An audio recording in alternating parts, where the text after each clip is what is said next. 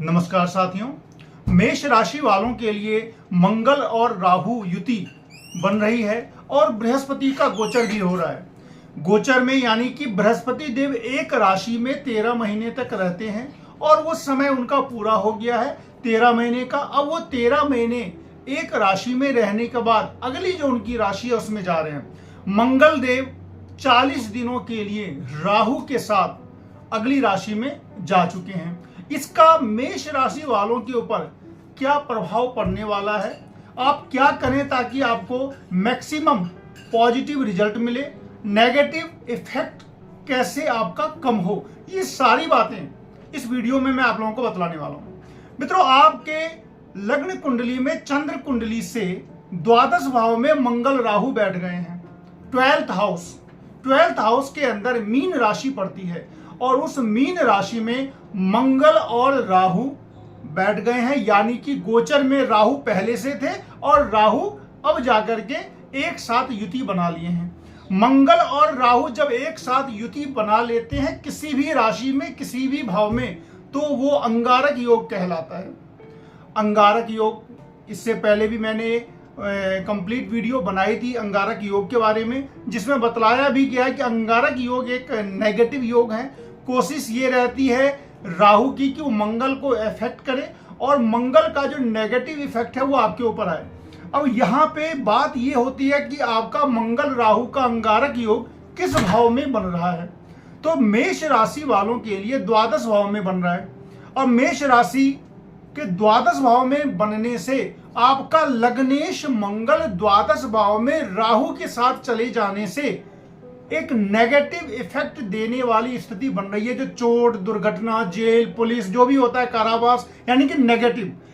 अब बात यह आती है कि क्या ये सभी फल सबको मिलते हैं, क्या मिलेंगे ही, क्या नेगेटिव इफेक्ट हर हाल में होगा ही?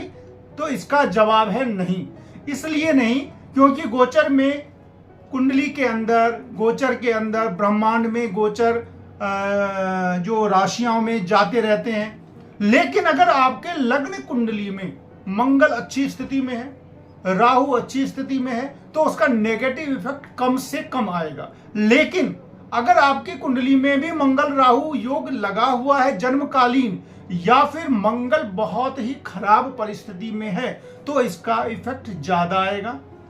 अब बात ये करते हैं कि हम ये लेकर के चलते हैं कि मंगल और राहु का सामान्य प्रभाव क्या होगा। तो सामान्य प्रभाव ये होगा, चाहे आपकी लग्न कुंडली में अच्छी स्थिति हो चाहे बुरी स्थिति हो, तो मंगल राहु का एक सामान्य प्रभाव जो है वो निश्चित रूप से आएगा।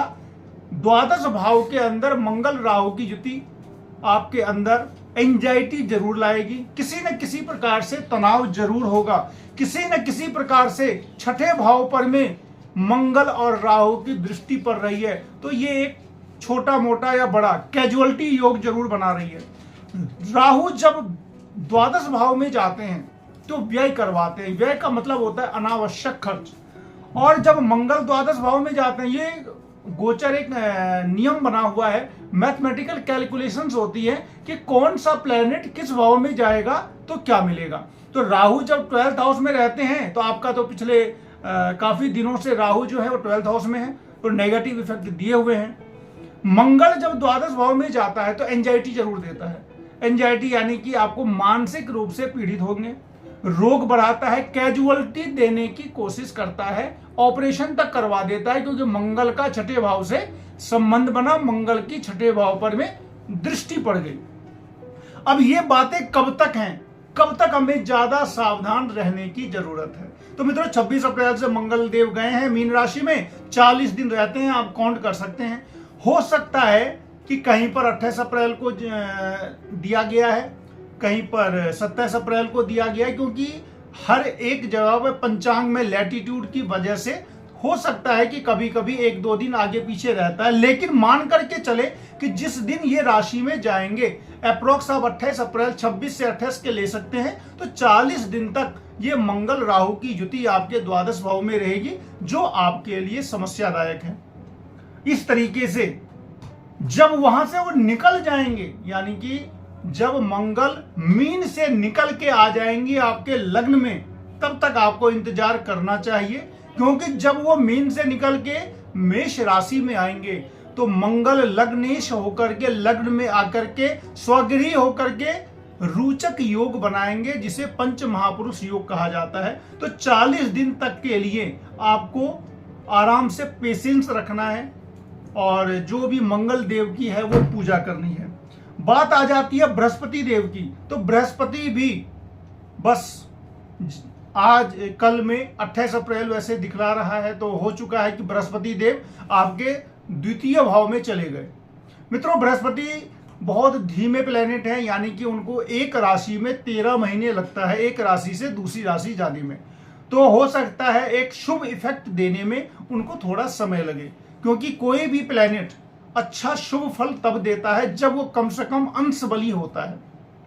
तो बृहस्पति जस्ट अभी वृषभ राशि में गए हैं, और आपके लिए वो कैसे हैं, इसके लिए एक मैथमेटिक्स है कि बृहस्पति जब जब 12 राशियों में 12 भाव में, तो 12 भाव होते हैं पहला से लेके 12वां भाव, उसमें जब वो पंचम भाव में जाएं, सप्तम में जाएं, नवम भाव में जाएं, दूसरे में जाएं और 11वें में जाएं, यानी कि 5, 7, 9, 2, 11। अब याद रखना, ये बहुत आसान से बतला रहा हूं कि बृहस्पति जब भी 5, 7, 9, 2, 11 भाव में जाते हैं, यानी कि चंद्रमा से जब बृहस्पति 5, 7, 9, 2, 11 भाव में जब जाते हैं तो बहुत ही ज्यादा शुभ फल देते हैं। इसीलिए बृहस्पति का जो शुद्धिकरण, जो उपनयन संस्कार में देखा जाता है, तो वो यही देखा जाता है कि चंद्रमा से जब बृहस्पति 5, 7, 9, 2, 11 भाव में जब जाता है तो कहा जाता है कि गुरु शुद्ध है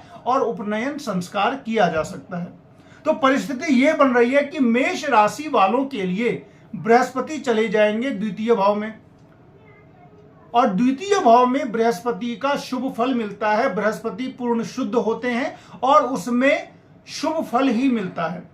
तो बृहस्पति सेकेंड हाउस में जाने के बाद धन की वृद्धि करेंगे पूरे 13 महीने के लिए, 1-2 दिन के लिए नहीं, पूरे 13 महीने के लिए बृहस्पति देव आपके सेकेंड हाउस में रहेंगे।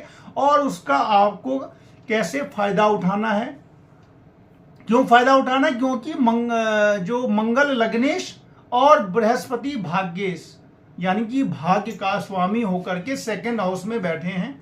और सेकेंड हाउस जो होता है धन का होता है, कुटुंब का होता है। तो बृहस्पति देव आपके लिए बहुत शुभ फल लाने वाले हैं। अब आप करेंगे क्या इसके लिए? सेकेंड हाउस में आ गए हैं, धन प्राप्ति मिलेगी, परिवार का सुख मिलेगा, नौकरी में भी सफलता मिलेगी। क्यों मिलेगी?